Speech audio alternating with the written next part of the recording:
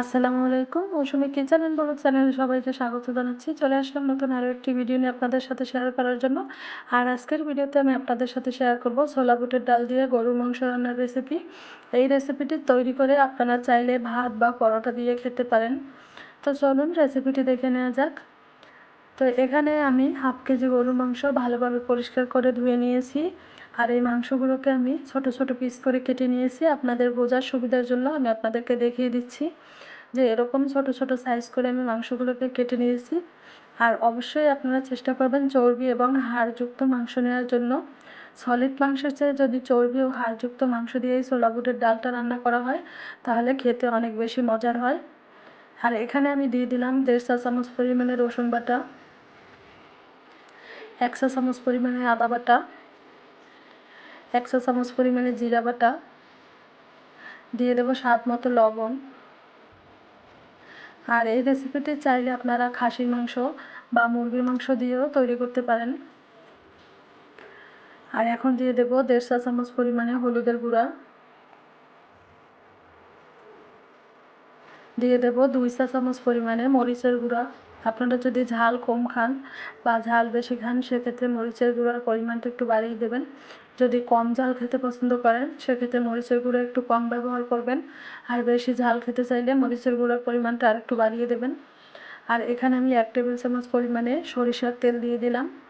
দিয়ে এখন ভালোভাবে মশলাগুলোকে মাংসের সাথে মিশিয়ে নেব। তো হাত দিয়ে মেখে আমি ভালোভাবে মশলাটাকে মাংসের সাথে মিশিয়ে নিয়েছি। আর এখানে আমি 1 কাপ পরিমাণে বুটের ডাল নিয়েছি। এই ডালটাকে আমি 2 ঘন্টার জন্য ভিজিয়ে রেখেছিলাম। আর 2 ঘন্টা পরে আমি ভালোভাবে পরিষ্কার করে ধুয়ে পানি ঝরিয়ে নিয়েছি।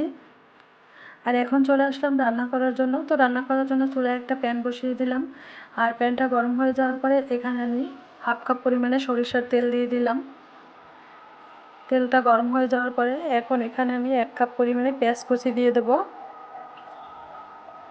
পেঁয়াজ কুচিটাকে দিয়ে এখন আমি এটাকে ব্রাউন কালার করে ভেজে নেব।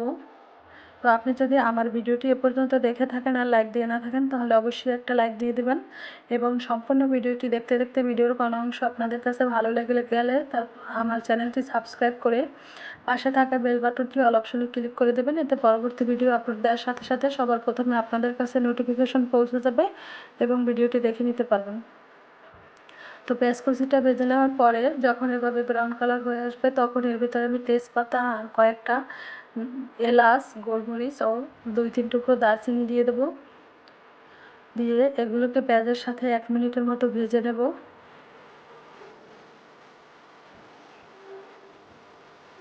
তো 1 মিনিট পরে এখন আমি সেই মেখে রাখা মাংসটা দিয়ে দেবো তেলের ভিতরে। দিয়ে এখন নেড়ে চেড়ে ভালোভাবে পেঁয়াজের সাথে মাংসটাকে আমি মিশিয়ে নেব।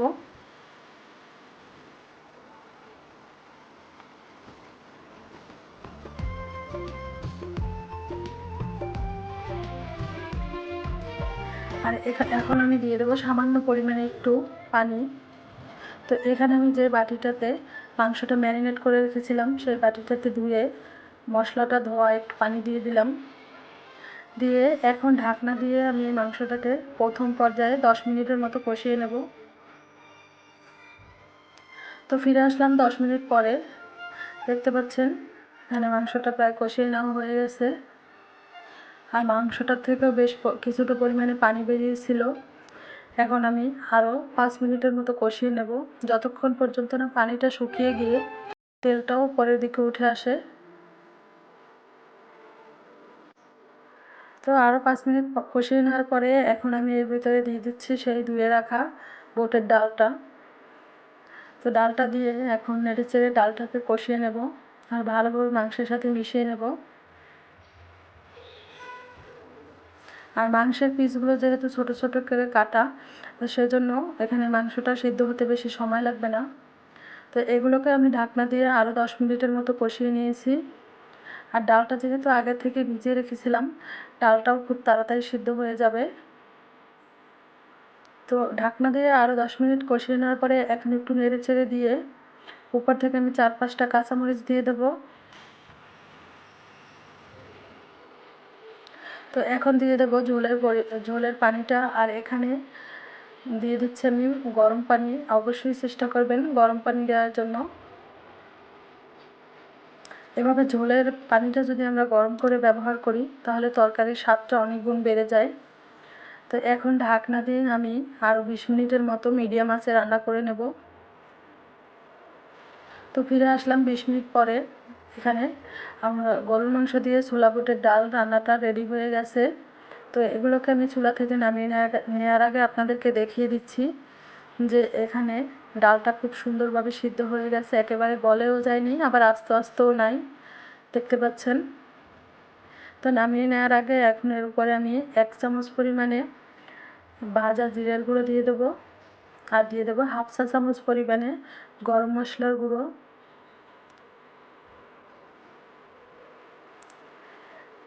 দিয়ে এখন নেড়ে ছেড়ে তারপরে চুলা থেকে নামিয়ে নেব।